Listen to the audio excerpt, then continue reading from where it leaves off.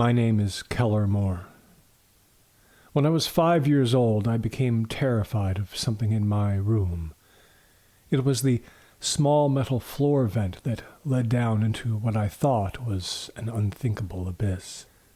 My father did his best to explain to me what the vent was, and did, and even got down on the floor with a flashlight so I could peek into it. But I was convinced that it was home to something evil, and that the air which sighed through it was the breath of that thing. I laid awake in the dark, staring at it, my fear getting worse and worse. I'm not quite sure when it started, or why, say, my closet wasn't more of a focal point for the fear. All I knew was that somewhere in the dark corners of reality, which happened to be located beneath that vent, lurked an undefined mass of pure, swirling evil, without real shape or form or voice. Unlike most kids would have, I didn't simply learn to compartmentalize my terror of the vent over the course of days and weeks. Convinced it wouldn't devour me if my skin didn't taste good, I would sneak into the bathroom after my parents tucked me in and paint my fingers night after night with orange antiseptic my mom kept in a top cabinet. My parents finally interrupted this intensely scented operation and asked me lots of questions until they understood what was going on. They got very worried then, I could feel it. My father talked to me more about the vent, but then about other things too. Things I only understood much later were meant to lay the groundwork for taking me to a child psychologist. They had a strategy, my parents did. They were thinkers.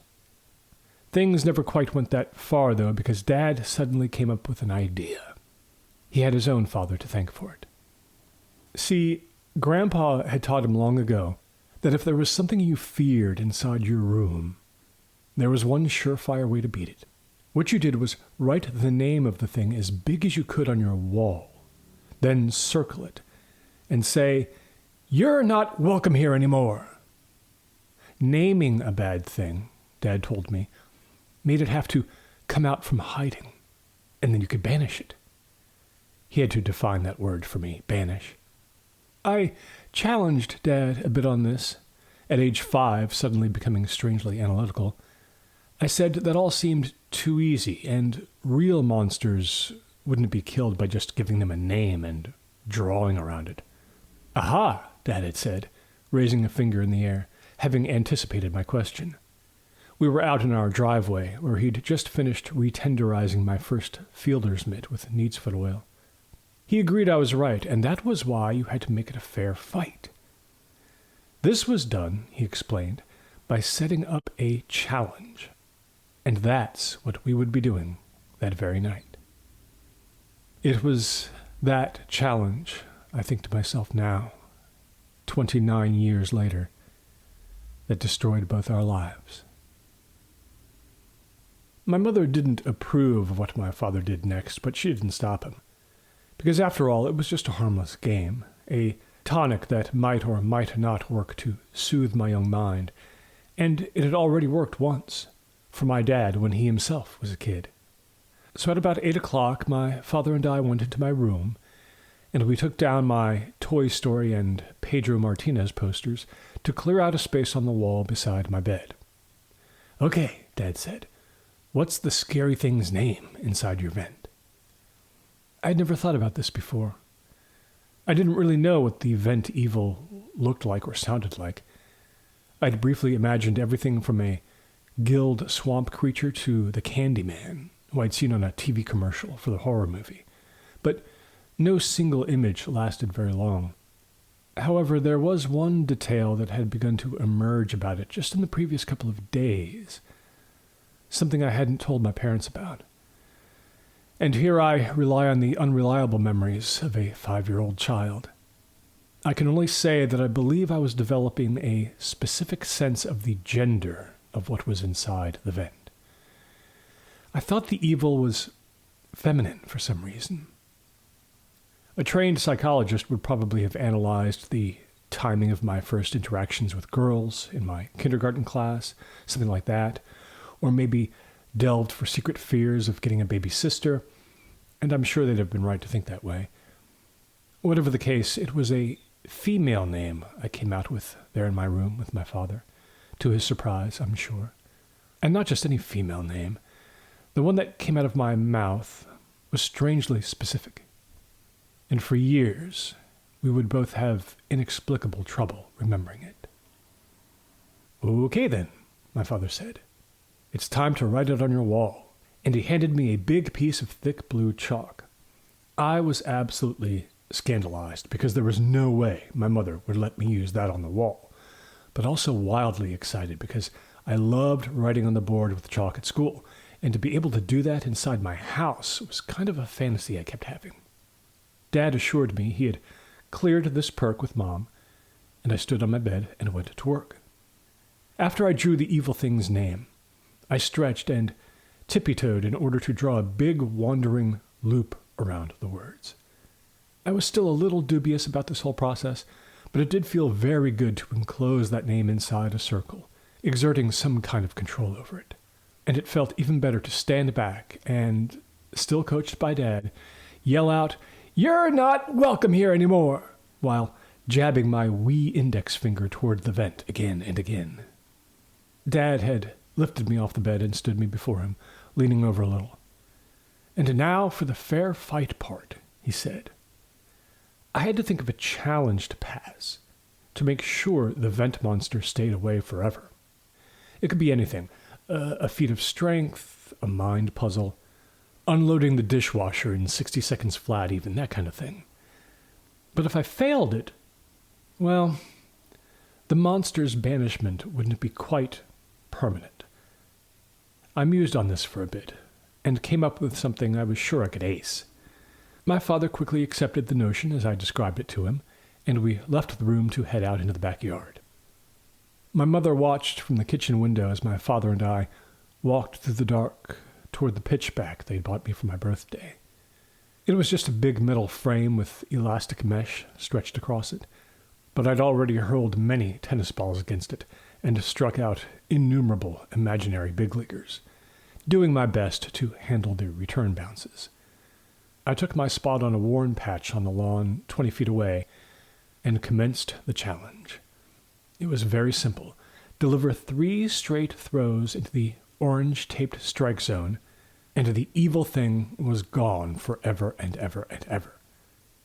"See," Dad had said, "evil things know about the challenges, but there's nothing they can do but accept the results." I was one wired kid that night. I wound up, and my first pitch struck firmly in the zone, and the second one hit pretty much dead center. I happened to drop the return bounce, but no harm done. Dad picked up the tennis ball — I wasn't ready to use a real hardball yet — and flipped it to me, saying, "Okay, one more. And what do you think happened? No kid or big leaguer is perfect. My last pitch was way outside and point against the metal frame of the pitchback itself. I guess I was just too geared up. It was no big deal, Dad said. We just had to randomly pick a time when the evil thing would be technically permitted to come back to the vent. But by then, he pointed out, I'd certainly be a grown-up and not even living here. This sounded brilliant to me, even though I was still a little scared. The agreed-upon method of determining the evil thing's return date was also primitively simple. We'd take a board game my mom had found at a yard sale, a game I'd already made my folks play with me half a dozen times, and just roll the dice that came with it. The total would be the number of years the evil thing had to stay away. That, Dad said with theatrical solemnity, was fair and just. So that's what we did. Back inside, Dad let me roll all the extra super chunky dice I'd brought into the game special so we could finish battles faster, and we just add them up and accept the result.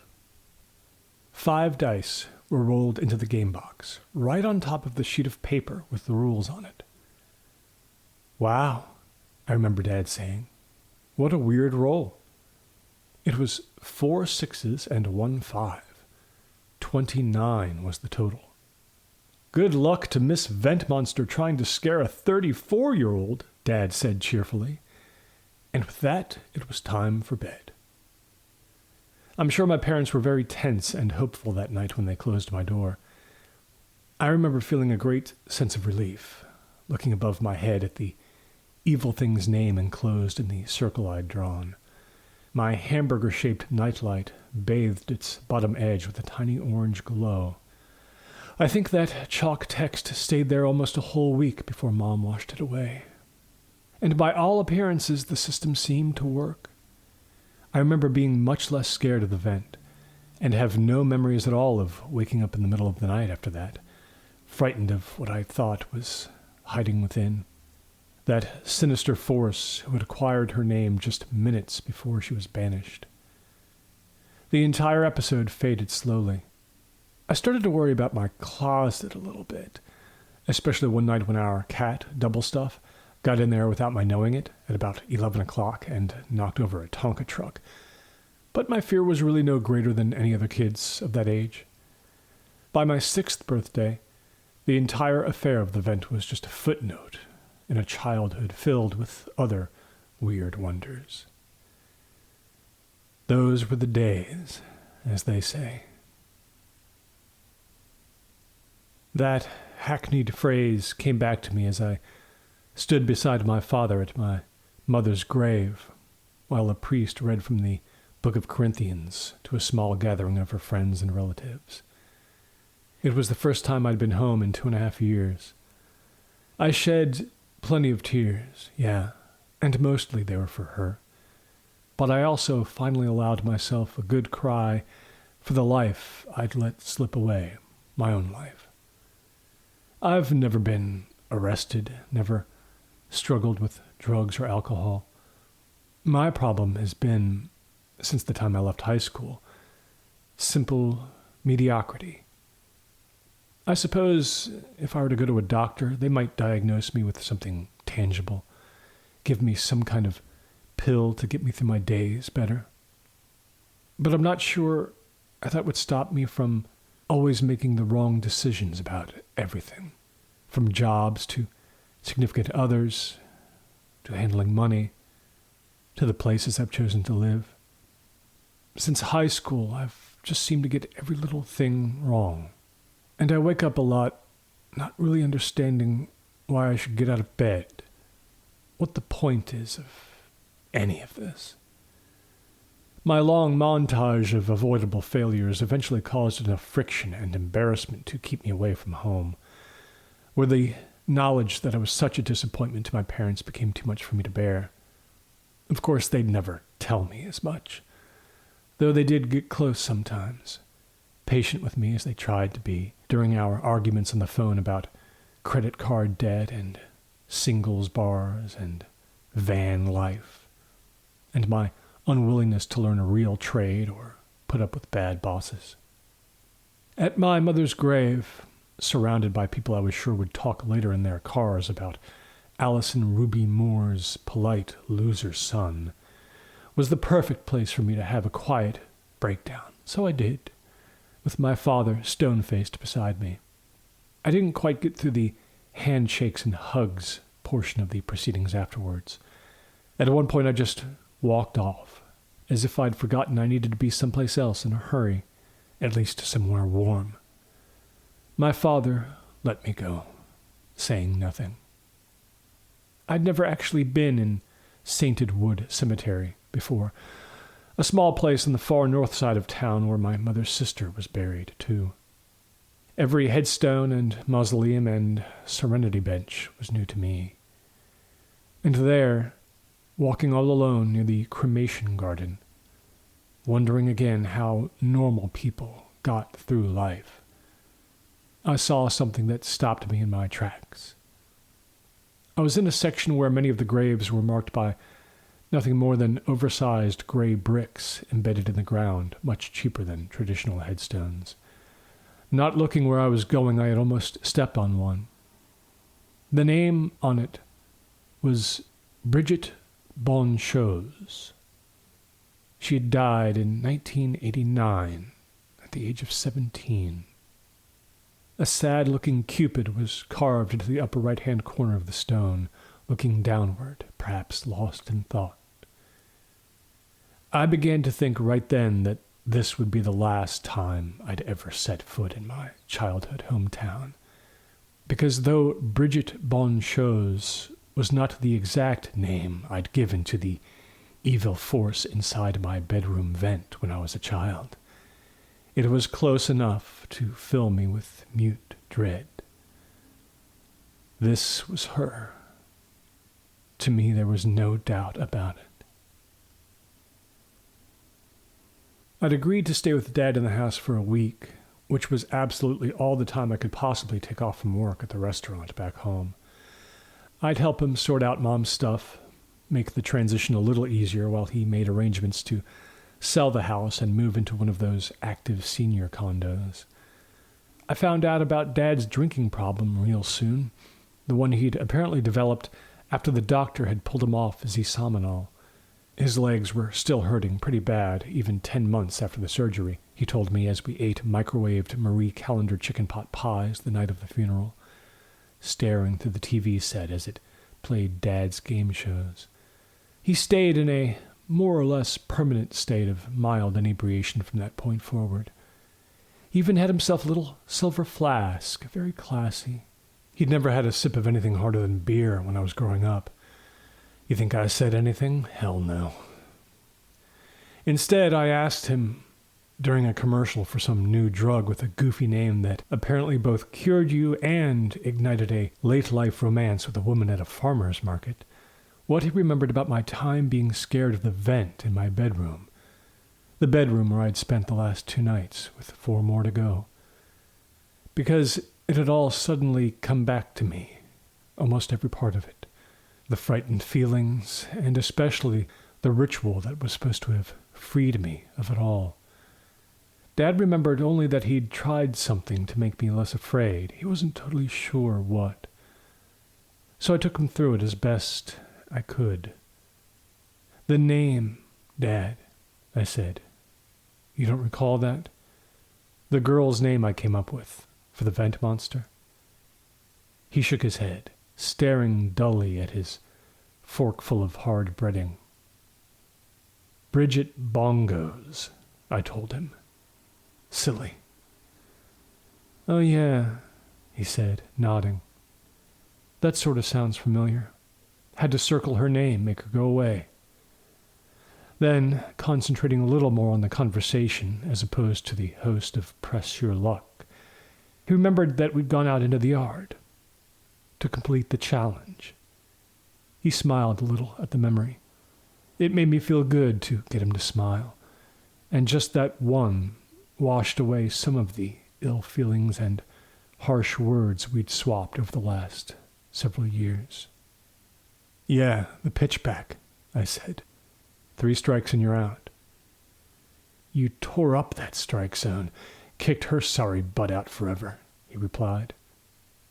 "No, I didn't," I corrected him. "Do you remember? I blew the challenge."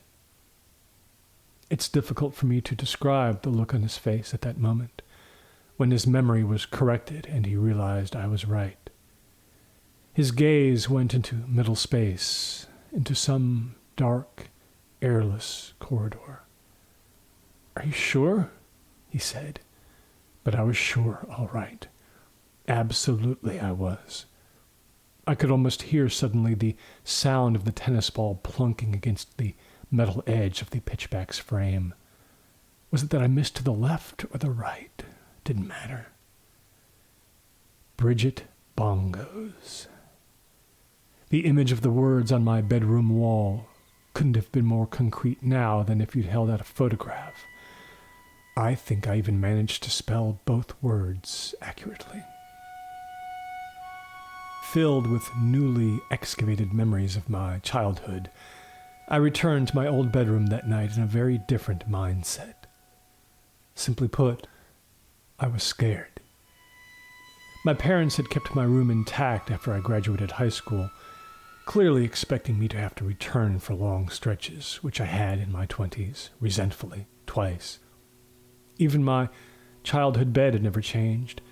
Big to begin with, all it took was a cushioned bed bench on the end to support my feet as a grown adult. My father had carefully put on new sheets and new pillowcases before I'd come into town on the Friday night train. The funeral had sucked all mental and physical energy from me, and I was grateful to collapse on that bed at about 8. I turned the light out after glancing up at the last posters I ever put up there, which were from movies, Hostel and The Ring. Both were now yellowing at the corners. The vent that had haunted me long ago was in the opposite corner of the room, beside a tall dresser that had been replaced once, sometime when I was a teenager.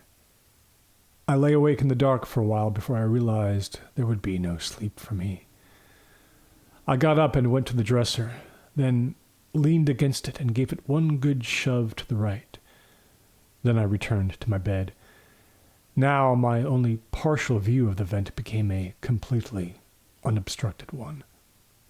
I could hear the heat whispering through that row of gray metal slats as I stared at it. It was cold that night, a real early March Punisher. Everything had changed. During my first night at the house, I hadn't given the vent a second thought. Now, after seeing that grave marker in the cemetery, it meant everything to me. No, I didn't think there was something in there anymore. No smoke beast or cackling witch who meant to do me harm. But I do believe there are sometimes reasons for things happening, even if we can't understand them with our primary senses and our logic. Why hadn't I tried to just cover it up back then, when it scared me so? I wondered as I stared at the vent, just barely visible in the dark. Was it because Mom said that was dangerous? Was that why? That sounded right, maybe. The wall clock on the window side of the room ticked quietly. Bridget Bongos. I got up and left the room, and realized as soon as I got into the hallway that I had begun to breathe heavily. I went into the bathroom and slurped some cold water from my cupped hands. My father had a big, outdated PC on his desk downstairs in the corner of the kitchen.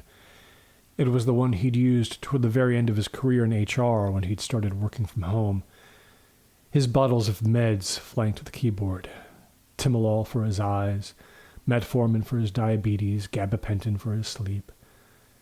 As he snored on the sofa in the living room around the corner, not able yet to face the lonely room he'd shared with my mother most of his adult life, I booted up the computer. He didn't bother with a password anymore. It was barely 10 minutes of rabbit-holing before I uncovered the terrible story of Bridget Bonchose, which meant good thing in French.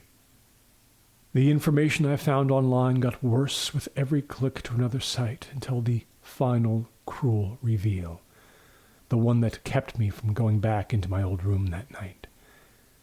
After I shut off the computer, I stood and watched my father sleeping fitfully on the sofa, his right forearm pinned awkwardly under his head. My mind was racing as I stepped quietly over to the Lazy Boy where he'd watched his game shows not even 2 hours before. I reclined to the greatest extent that I could and turned partially on my side, intending to sleep right there. I wouldn't feel safe anywhere else in the house. So there the Moore men lay on the night of the funeral, instead of in their own beds, each locked in his own private world of bewilderment and fear. "Did you know what happened here just before you and Mom moved into the house?" I asked Dad the next morning as we ate pancakes at Cracker Barrel, where, as usual, I was secretly hoping he'd offer to pay. Unshaven for the past couple of days, he looked as frail as I'd ever seen him. He chewed slowly, without seeming to be tasting the food at all. He told me he wasn't aware of anything, and he didn't seem interested in knowing. I could have spared him the results of my late-night deep dive into the past. That would have been a good decision, but as I've hinted before, I don't make those much. There was no good risk-reward balance to informing a grieving old man about the Bridget Bonchot's case, but I found myself telling him the whole story. It was probably the longest I'd ever spoken to him uninterrupted since I was a preteen, the most I'd ever shared. I'd shut down pretty hard on both my parents at some point when it started to feel safer for no one to really know me. It turns out the internet had made a little game of that case, all because of a single photograph. I can see how this happened. It centered around a black and white picture of a blood stain on a wall, a speckle pattern of dark droplets that had fanned out and dried. But then, in the middle of that, there was some kind of dark shape, some mass. For true crime gawkers, it was a grimly satisfying Rorschach test. What is that? On the website I saw it on, there were 140 comments. Most were guesses. Others were scolds from those who couldn't believe people could be so heartless as to remember the case this way. No one ever told you this happened in our house? I asked my father, more of a challenge than a question. In Mom's sewing room? I believed him when he said no. In the car driving back home from the restaurant, as I finished telling him the story, he began to cry softly in the passenger seat, shaking his head again and again. Why would you want to tell me that? Now, of all times, he said to me. Can't you not make things harder? I said I was sorry and stopped there. I didn't tell him one more thing that was on my mind because it would surely send him into an even darker spiral. See, there was a small piece of memory that just wasn't quite coming back no matter how hard I tried to summon it. But as long as I couldn't, maybe we were safe. And maybe I could stay quiet for the rest of my visit. We talked about nothing for the rest of the day but sports. Dad took 2 naps. I watched horror movies. They've always been my favorite, you see. I went down into the basement before it got dark, wondering what excuse I'd give Dad that night for again not sleeping in my bedroom. The basement was the part of the house that had changed the least over the years. Gray block cement walls, washer and dryer, bicycles slumbering for 10 years under black tarp. My father had slowly assembled an epic chain of tall, durable plastic racks along one wall to hold everything from gardening supplies to scrapbooks to boxes of my old toys. This was a project I had deduced some time ago that came about immediately after my mother found out about his girlfriend in town, some woman he worked with. I'd found out not long afterward. I was 13. There were 2 cardboard boxes marked Games on a low shelf of the leftmost rack, the first one to ever be assembled, back when I was in 7th grade or so. It was very possible those boxes had never been opened since their contents were first packed away. I knelt down and dragged them both out, lifting them gently onto the edge of a card table. The dust tickled my nostrils. Under a single light bulb, I went through the first box, and almost immediately came to what I was looking for. Dungeon, read the dripping red letters of the title of the game I remembered fondly. Its box top was bowed in now. The cover illustration had faded with age, and the game had a faintly moldy smell, just like Operation and Twixt did. I pulled the top off Dungeon and stared down at the 5 colored dice I had rolled decades before. They rested atop the folded game board and rulebook amidst a profusion of cards. The dice were in precisely the same position, showing precisely the same 5 faces as when I'd first taxed my young brain to total their result. 4 6s and a single 5.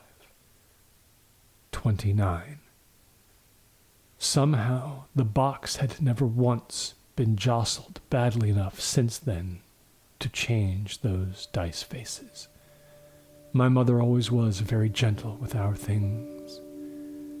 2025 marked exactly 29 years since the time Bridget Bongo's return to my bedroom had been set. I heard the TV go on upstairs. It was time to watch Jeopardy! Very late that night, Dad called out in his sleep in real distress, and just a few feet away in the lazy boy, I woke up right away and rose to shake him awake. We did not discuss the content of his nightmare at all. We exchanged not a word about it. "I don't understand," my father said to me the next morning at the cemetery. We were standing over Bridget Bonshaw's grave marker, having just spent a silent 10 minutes visiting the spot where my mother was buried. "This girl killed them? Her parents?" "Yes," I told him. "How old was she?" he asked. 11, I said. We left that spot, my father having been given, since breakfast at Bob Evans', all the information I possibly could give him. Every remaining memory I had of the challenge we'd come up with together, including the thing about the dice and the 29 years. It was up to him to decide what he made of it. He asked me what I wanted to do. I told him that for the rest of my stay, I'd be sleeping in the basement. He looked at me in an especially heartbreaking way, as if realizing his troubled son had finally crossed some interior Rubicon beyond which lay definable mental illness. But it turns out I misinterpreted that look a little bit. There was something else going on there. Despite the cold, we drove then to the bay. There was a marina there with some benches overlooking the place where sailboats docked in the summer, so tourists could go to Burton's Beach Club. Now, in winter, only 3 boats bobbed silently up and down, hooded and abandoned under the ashen sky. As we sat there, I asked Dad how his own father had taught him about the claiming of a monster by naming it, the banishment ritual, the challenge part of it all. He talked more freely then, stopping often to keep his nose from running by drawing the back of his coat sleeve across it. He'd had his own monster back then, when he was small, his own kind of vent thing. This one, he'd believed, had grown inside the oven because it liked the heat. Every time his mother made something in there, it grew. And at some point, it had decided it wanted to live instead in the top drawer of his dresser, which it couldn't even reach unless he stood on a step stool. So, in his imagination, it crept up the stairs while he slept and slithered inside. The Nickwick was the nonsense name he'd given it when his father told him he knew what to do to make it go away. He remembered that he'd been too young even to write the name well on a piece of yellow construction paper, that he'd needed help. He'd crayonned a loop around it and cut it out with safety scissors before gluing it to the outside of the drawer itself. "You're not welcome here anymore," he'd been encouraged to shout. Dad remembered being very scared when his father said they weren't quite done yet, that they had to make it a fair fight.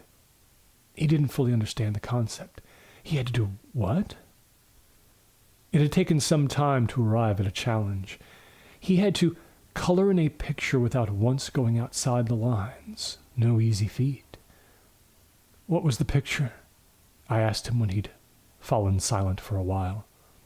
He reached into his pocket and brought out his little flask, which he assured me he only kept half full. It wasn't even something he'd bought himself. He had a fancy big leagues coloring book back then, he told me. He'd taken his crayons and filled in the outline of Ernie Banks. Nailed it, fortunately, he said. Best coloring job I ever did. So the Nickwick, at least, wasn't ever coming back. I guess I should have made you do something easier, he said to me. That pitchback. The strike zone was kind of small. I saw that right away, but you wanted to stand just as far away as you always did because that's where the pitcher's mound you made was. The pitcher's mound, yeah. A patch of dirt on the lawn that I'd buffed and buffed with my heel. The pitchback itself had broken after about 6 months from heavy use, and I'd moved on to merely throwing balls against the cement foundation on the side of the house, to my mother's chagrin because I often missed and hit the siding. Dad and I briefly discussed whether a do-over would be allowed me, or a new challenge. But we both knew that was out of bounds. A rule was a rule. At least we had a project to keep us going. We worked on packing and sorting Mom's things all day, never having to go into my room once.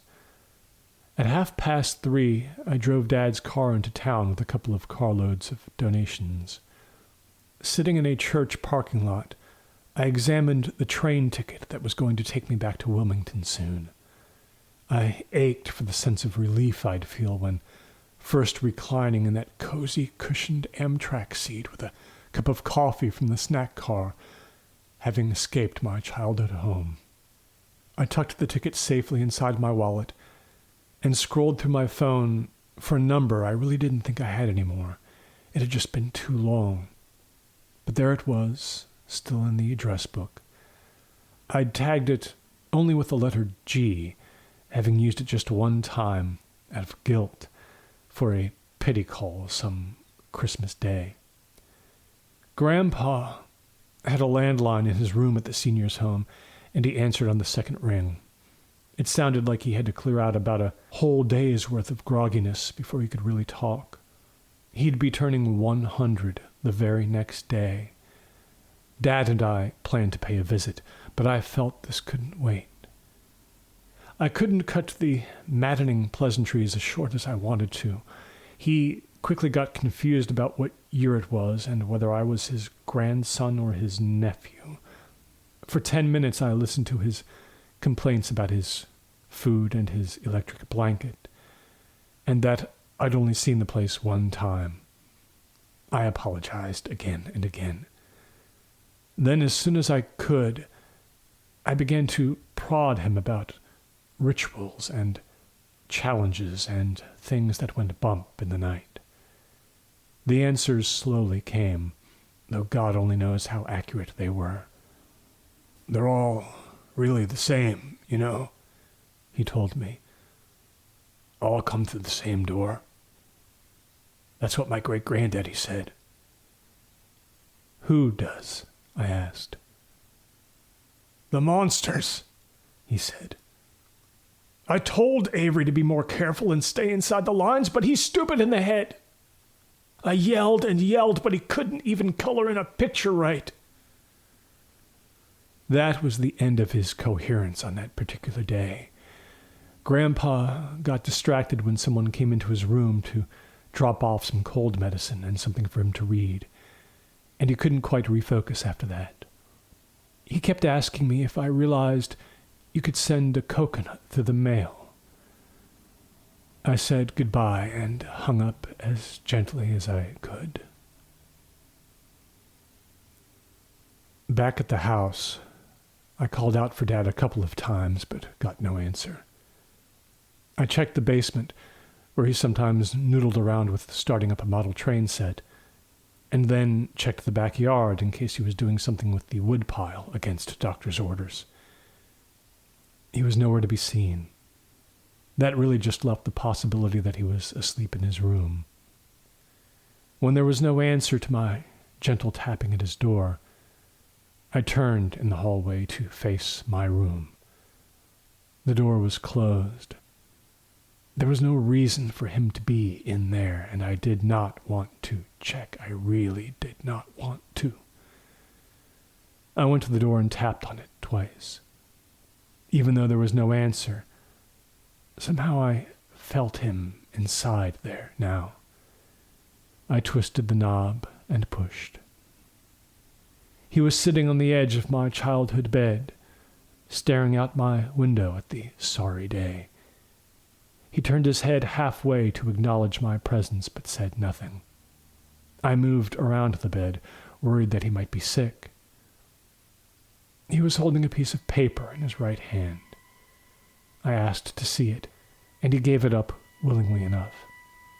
It was something he just found in an old scrapbook Aunt Diana had dropped off at the house before she'd passed away 2 winters before.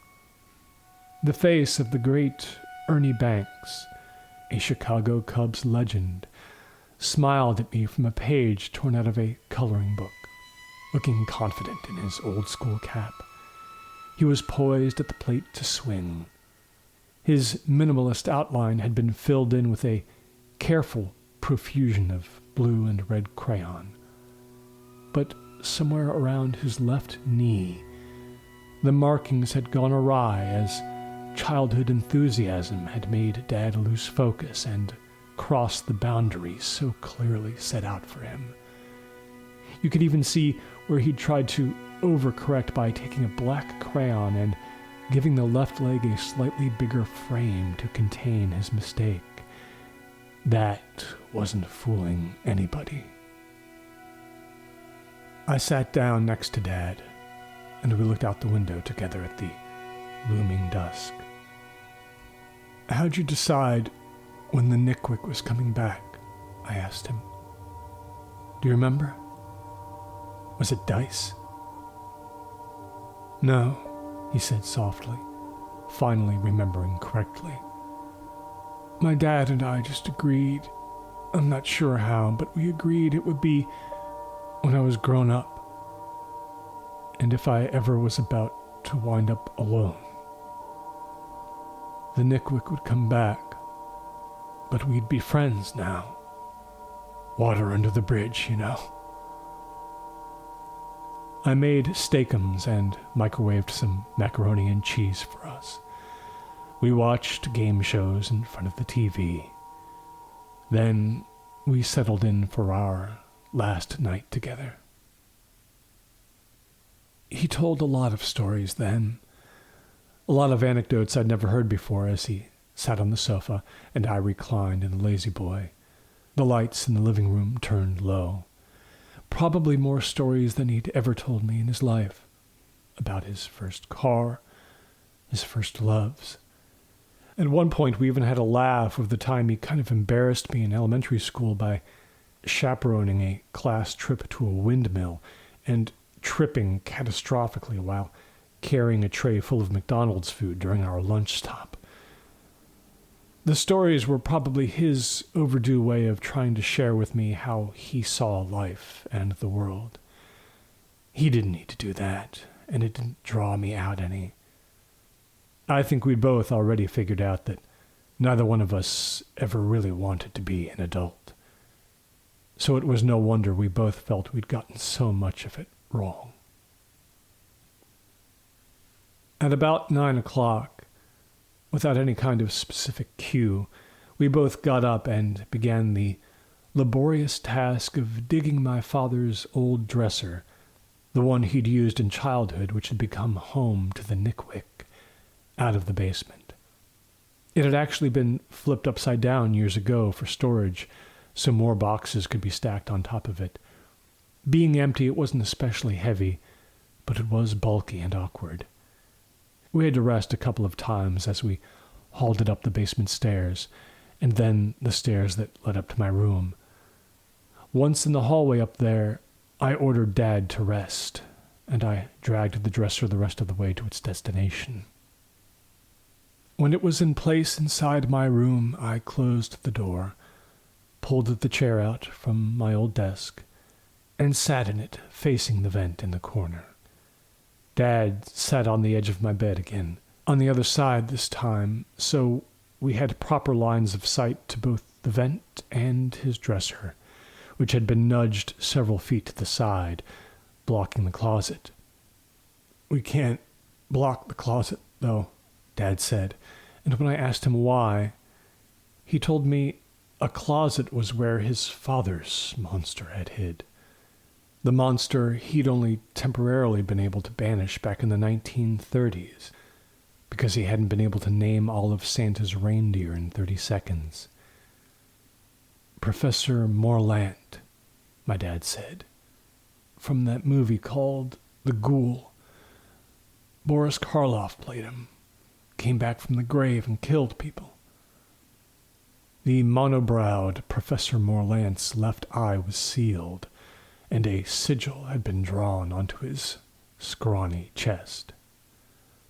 "Okay," I replied. We had to be super fair. So the dresser was pushed farther until it partly blocked my window. Didn't matter. It was dark out anyway. So there we sat, the clock in the corner ticking, keeping watch, father and son, for Bridget Bongos to finally crawl up through my vent, somehow squeezing her entire child's body through, the 8-inch chef's knife she'd killed her parents with clutched in one hand. Or for the Nickwick to nudge the top drawer of my dad's dresser open and reach its spidery limbs out enough to be able to pull the rest of its body into the room. It was never clear whether Dad was comforting me or I was comforting Dad, indulging in each other's aberrant fears. We got up only to drink water and fill my father's flask and go to the bathroom. Aside from that, we barely budged, ready to watch deep into the night. But I was weak. My eyes opened just past midnight after a dreamless doze because my cell phone was ringing on the night table. I had slumped deep in my chair and struggled to get totally upright. The number on my screen was from an unknown caller, but local. I picked up, noticing that Dad was absent from the room. The caller identified herself as an administrator at Blue Basket Senior Care. She needed to speak to one of the relations of Mr. Wally Moore, either his son, Avery, his daughter-in-law, Beth, or his grandson, Keller. "That's me," I said. The woman explained that Grandpa had had a sudden episode. He was, as we spoke, in deep shock, apparently from a terrible fright he'd had in his room around 12:30. When help came, he'd ranted incoherently for just a moment about someone having come in through his closet to get at him. Then he'd fallen abruptly into a strange state of silent locking, maybe a stroke, and he was being rushed to the hospital. They'd called the landline number Dad had left with them long ago, but got no answer. "Come through his closet," I heard myself saying. "Yes," said the administrator. If I wanted to speak to the duty nurse about what Grandpa had been saying, she could call me back. Something about a deal being made, and now that he was 100, he wasn't safe from the monster anymore. I hung up and took several long, slow, deep breaths.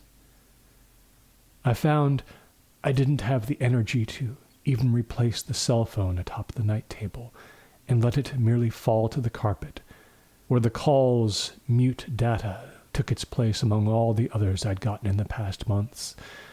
The glowing screen showing me the source, the number, the duration.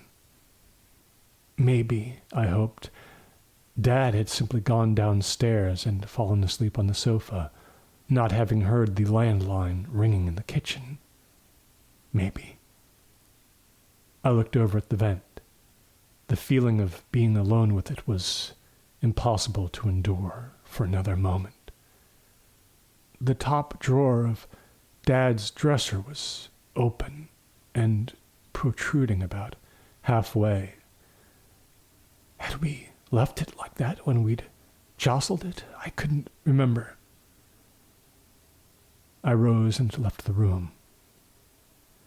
Dad, always aggravated by the electric bill, had left only one lamp on in the living room downstairs, so the hallway before me was dark. I went to the railing that looked downward almost directly on the empty sofa and called out for him. I did not get an answer. So then it was into the master bedroom, hoping he'd found the courage to return to it. But he was not there either. The basement was probably out. There was no reason for him to have gone down there. With the bathroom empty, the next option for investigation was one of the least obvious, but it had to be done. My destination was the old sewing room, where Bridget Bonchose had stabbed her own parents to death, creating the enduring mystery of the mass on the wall above the spot where my mother would, years afterward, repair the bottom of my school backpack after I'd gotten it caught in the wheel of my bicycle.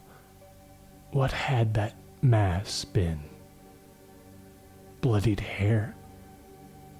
Did part of Bridget Bonchose's hand actually stick to the wall when her older brother shot 2 fingers off it from the doorway in a desperate attempt to get her to stop? Or was it, as some more rational folks believed, just a freak shadow the crime scene photographer had caught?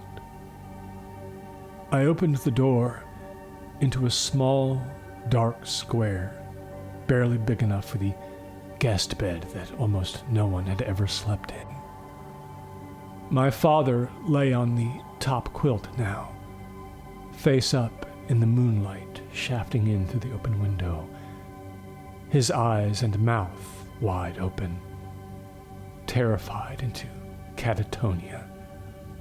In just a few seconds, I would be joining both him and my grandfather for days in that twilight world of shadows and silence, after opening my mouth so wide to scream that I sprained ligaments in my jaw. Bridget Bonchose had laid her head playfully on his chest and was staring at me sideways, grinning. She was kneeling on the far side of the bed with her arms outstretched, one hand near Dad's head, the other near his feet, as if displaying a science project. She was older than when she had killed her parents.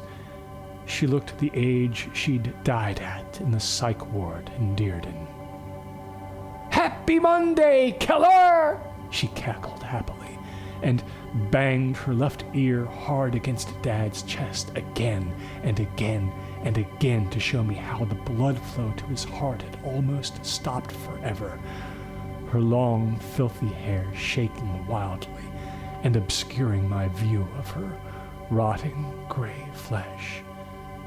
Behind her, the Nickwick skittered clumsily out the window on dozens of legs that looked in the dark like knives.